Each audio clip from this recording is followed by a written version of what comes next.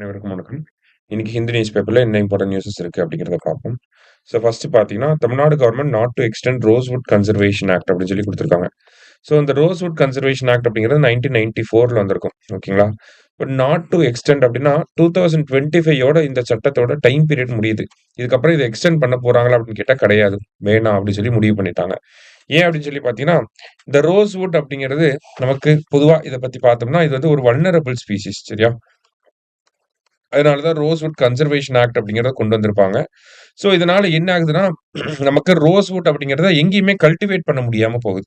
ஓகேங்களா? விவசாய ஐ மீன் agri பர்ப்பஸஸ்க்காக, marketing பர்ப்பஸஸ்க்காக நம்மளால எங்கேயுமே இத வந்து கல்டிவேட் பண்ண முடியாமயே போகுது.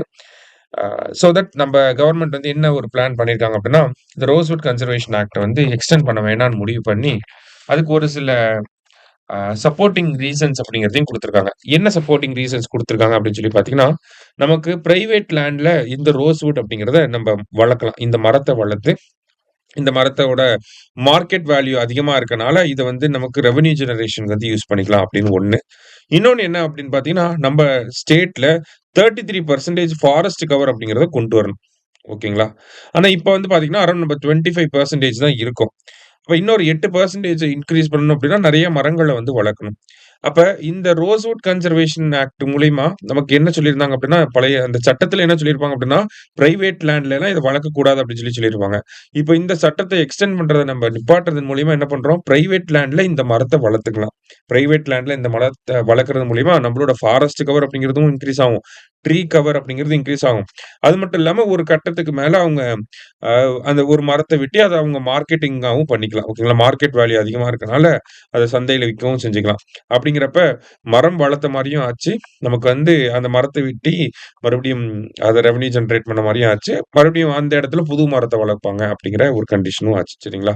ஸோ ப்ரோஸும் இருக்கு, கான்ஸும் இருக்கு. அந்த மாரி தான். ஓகேவா? ஸோ அப்படிதான் குடுத்துருக்காங்க. அதான் முதல் செய்தியில வந்து பார்க்குறோம். சரியா? நெக்ஸ்ட் வந்து பார்த்தீங்கன்னா, நமக்கு நேஷனல் டர்மெரிக் போர்ட் அப்படின்னு சொல்லி குடுத்துருக்காங்க. ஸோ இந்த நேஷனல் டர்மெரிக் போர்ட் எங்க வரப்போகுது அப்படின்னு சொல்லி பார்த்தீங்கன்னா, நிசாமாபாத் அப்படிங்கிற பகுதியில வரப்போகுது. ஓகேங்களா? தெலுங்கானா மாநிலம் நிசாமாபாத் பகுதியில இந்த நேஷனல் டர்மெரிக் போர்ட் அப்படிங்கிறது வரப்போகுது. அதோட ஃபர்ஸ்ட் சேர்பர்சன் யார் அப்படின்னு சொல்லி பார்த்தீங்கன்னா, பல்லே கங்கா ரெட்டி அப்படிங்கிறவர். சரியா? ஸோ இந்த அ டர்மெரிக் மஞ்சள் இருக்கு இல்லையா? இந்த மஞ்சள வந்து என்னன்னு சொல்லுவாங்கன்னா, கோல்டன் ஸ்பைஸ் அப்படின்னு சொல்லி சொல்லுவாங்க. ஓகே. அதையும் நம்ம தெரிஞ்சுக்கணும். கோல்டன் ஸ்பைஸ் அப்படின்னு சொல்லி சொல்லுவாங்க. ஓகேவா? ஸோ இந்த டர்மெரிக் போர்ட பேஸ் பண்ணி நமக்கு போன வருஷமே ஒரு 2, 3 மாசத்துக்கு முன்னாடியே அ பார்த்திருந்தோம். அதே ஒரு கொஸ்டின் அப்படியே வந்து யுபிஎஸ்சிலயும் வந்துருந்துச்சு. சரிங்களா? ஸோ டர்மெரிக் போர்டு எங்க வரப்போகுது? நிசாமாபாத்ல வரப்போகுது. நேஷனல் டர்மெரிக் போர்டோட சேர்பர்சன் யாருன்னா, பல்லே கங்கா ரெட்டி. சரியா? அடுத்தது. பராக் ஜெயின். அதாவது அப்படிங்கிற அமைப்பு, உளவு அமைப்பு இருக்காங்க. ஓகேங்களா? அப்படிங்கிற இந்த அமைப்பு வந்து பார்த்தீங்கன்னா, எக்ஸ்டர்னல் இன்டெலிஜென்ஸ் ஏஜென்சி அப்படின்னு சொல்லி சொல்லுவாங்க. ஓகேவா? இதே என்ஐஏ, நேஷனல் இன்வெஸ்டிகேஷன் ஏஜென்சி வந்து பார்த்தீங்கன்னா, இன்டர்னல் இன்வெஸ்டிகேஷன் ஏஜென்சி அப்படின்னு சொல்லுவாங்க.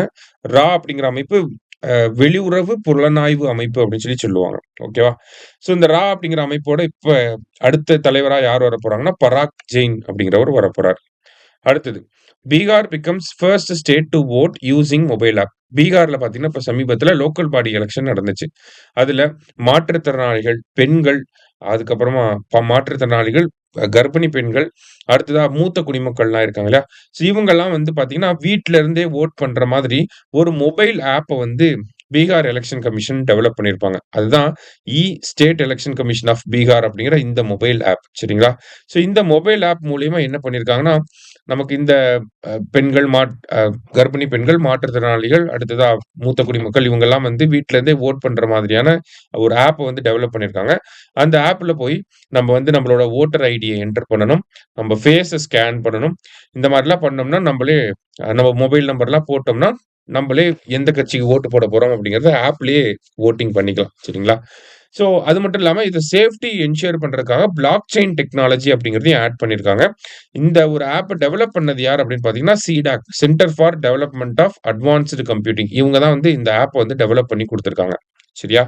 ஸோ இந்தியாவோட வோட்டிங் அ அ வோட்டிங் அப்படிங்கிற அந்த ஹிஸ்டரி வாக்கு வாக்கு நடைமுறை அப்படிங்கிற அந்த ஒரு விஷயம் பார்த்தீங்கன்னா, ஃபர்ஸ்ட்டு வாக்குச்சீட்டுகளாக இருந்துச்சு. அப்புறமா எலக்ட்ரானிக் வோட்டிங் மிஷின் வந்துச்சு. இப்போ மொபைல் ஆப்ப வச்சு பேஸ் பண்ணி இப்பதான் ஃபர்ஸ்ட் டைமா ஆரம்பிச்சிருக்காங்க. ஃபியூச்சர் அ ஃபியூச்சர்ல நம்ம ஓட்டு போடுற விதம் இதுவாக தான் இருக்கும். சரிங்களா? கண்டிப்பா ஃபியூச்சர்ல நம்ம மொபைல் ஆப்ப பேஸ் பண்ணி தான் எலக்ஷன் கமிஷன் ஆப்ப பேஸ் பண்ணி தான் வோட்டிங் அப்படிங்கிறது இருக்கும். ஏன்னா மைக்ரேஷன் அப்படிங்கிறது அதிகமா இருக்கு. ஆ நமக்கு வந்து பார்த்தீங்கன்னா, அ வெளிநாடுகள்ல இந்தியர்கள் அதிகமா போக ஆரம்பிச்சிருக்காங்க. இப்ப எல்லாத்தோட வாக்குகளையும் நம்ம எப்படி வாங்குறது? எல்லாருமே பிசிக்கலா வந்து வாக்குச்சாவடிகள்ல ஓட்டு போடணுங்கிறத விரும்பவும் மாட்டாங்க. இதனால வோட்டர் பார்ட்டிசிபேஷன் அப்படிங்கிறது கம்மி தான் ஆகுது. ஆனா ஆப் மூலியமா நம்ப ஒரு வோட்டிங்க வந்து நடைமுறைப்படுத்துறோம்.